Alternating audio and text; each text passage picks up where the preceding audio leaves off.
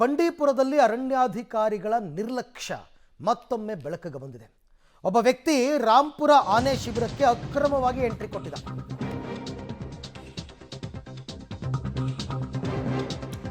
ಬಂಡೀಪುರದಲ್ಲಿ ಅರಣ್ಯಾಧಿಕಾರಿಗಳ ನಿರ್ಲಕ್ಷ್ಯದ ಆರೋಪ. ರಾಂಪುರ ಆನೆ ಶಿಬಿರ ಇದೆಯಲ್ಲ, ಆ ರಾಂಪುರ ಆನೆ ಶಿಬಿರಕ್ಕೆ ಯುವಕನೊಬ್ಬ ಅಕ್ರಮವಾಗಿ ಎಂಟ್ರಿ ಕೊಟ್ಟಿದ್ದಾನೆ. ಯಾರ ಪರ್ಮಿಷನ್ ಇಲ್ಲ. ಅದಕ್ಕೆ ಸಾಕಾನೆಗೆ ಮುತ್ತು ಕೊಟ್ಟು ಆನೆ ಮೇಲೆ ಕೂತು ಫೋಟೋಶೂಟ್, ಇದು ಪದೇ ಪದೇ ಆಗ್ತಾ ಇದೆಯಪ್ಪ. ಸಾಮಾಜಿಕ ಜಾಲದಲ್ಲಿ ಫೋಟೋಗಳನ್ನು ವೈರಲ್ ಕೂಡ ಮಾಡಿದ್ದಾನೆ. ಚಾಮರಾಜನಗರದಲ್ಲಿ ಮೊದಲೇ ಕಳ್ಳಬೇಟೆ ಹೆಚ್ಚುತ್ತಾ ಇದೆ, ಹುಲಿಗಳ ಸಾವು. ಇದ್ಯಾವ ಗಂಭೀರತೆಯನ್ನು ಅರಣ್ಯಾಧಿಕಾರಿಗಳು ಅರ್ಥಕೊಂಡೇ ಇಲ್ಲ. ಅಕ್ರಮ ಪ್ರವೇಶ ಮಾಡಿದ ಯುವಕನ ವಿರುದ್ಧ ಈಗ ಕ್ರಮ ತಗೋಬೇಕು. ನೋಡಿ, ಅವನು ಯಾರು ಅಂತಲೇ ಗೊತ್ತಿಲ್ಲ. ಒಂದು ಆನೆಗೆ ಮುತ್ತು ಕೊಟ್ಟಿದ್ದಾನೆ, ಆನೆ ಮೇಲೆ ಕೂತ್ಕೊಂಡಿದ್ದಾನೆ. ಆನೆ ಮೇಲೆ ಅವನು ಹತ್ತಕ್ಕೆ ಯಾರು ಅನುಮತಿ ಕೊಟ್ಟರು? ಅಲ್ಲಿ ಕಾವಾಡಿಗಳಿರಲಿಲ್ವಾ? ಅಥವಾ ಅಲ್ಲಿ ಮಾವುತರಿರಲಿಲ್ವಾ?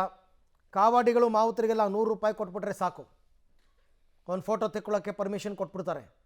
ಹೆಂಗೆ ಅರಣ್ಯಾಧಿಕಾರಿಗಳು ಏನು ಮಾಡ್ತಾಯಿದ್ರು ನೋಡಿ. ಆಲ್ರೆಡಿ ಮಲೆ ಮಹದೇಶ್ವರ ವನ್ಯಧಾಮದಲ್ಲಿ ಒಂದು ಹುಲಿ ಸಾವಾಗಿದೆ ನೆನ್ನೆ. ಯಾರೋ ಬರ್ತಾರೆ, ಏನೋ ತಿನ್ನಿಸ್ತಾರೆ, ಏನೋ ಮಾಡ್ತಾರೆ. ಹೆಂಗೆ ಸಾಧ್ಯ? ಯಾರು ಇವನು? ಇಷ್ಟಕ್ಕೂ ಇವನನ್ನು ಶಿಬಿರದ ಒಳಗಡೆ ಬಿಟ್ಟವ್ರು ಯಾರು? ಅರಣ್ಯಾಧಿಕಾರಿಗಳು ಏನು ಮಾಡ್ತಾಯಿದ್ರು? ACF, CCF, ರೇಂಜರ್ ಅಂತ ಎಷ್ಟೋ ಅಧಿಕಾರಿಗಳಿದ್ದಾರೆ. ಏನು ಮಾಡಿ ಯಾರು ಏನು ಕ್ರಮನೇ ತಗೊಂಡಿಲ್ಲ ಅಂತಂದರೆ ಕಾವಾಡಿಗಳು ಮತ್ತು ಆನೆ ಮಾವುತರು ಅವ್ರ ಆನೆ ಹತ್ತಕ್ಕೆ ಹೆಂಗೆ ಅವಕಾಶ ಕೊಟ್ಟರು? ಈ ಎಲ್ಲ ಪ್ರಶ್ನೆಗಳು ಮೂಡ್ತಾ ಇದೆ. ಟೋಟಲಿ ಅರಣ್ಯಾಧಿಕಾರಿಗಳ ದೊಡ್ಡ ನಿರ್ಲಕ್ಷ್ಯ ಇದು. ಅವರೇ ಕಾರಣ.